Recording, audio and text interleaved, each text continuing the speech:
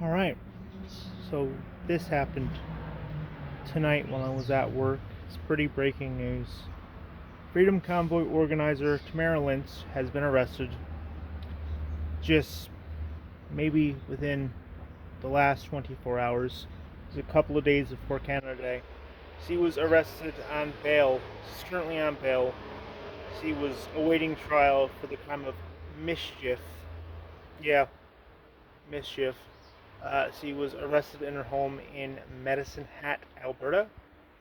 She was going to be held by the RCMP in Alberta for 6 days before being transported to Ottawa to await trial for the crime of mischief.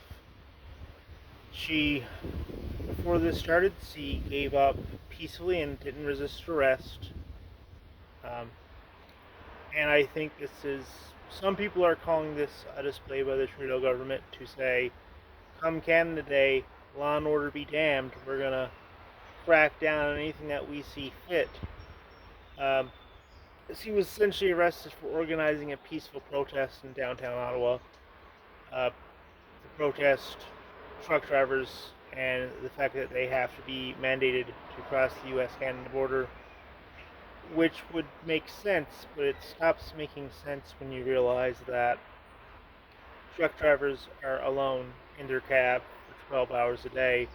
At the most, they see one or two people. I think if they're not vaccinated, it's all good. Let's not get into the facts there. As reported right now, Tamara has been arrested. She is awaiting trial on mischief. She was granted bail for an insane amount of money. I believe it was over $1,000. Her bail was posted at $1,000. That cleared, and apparently there was a nationwide warrant for arrest. Now, I don't know how bail works in every province. Again, I don't really know how it works in any province.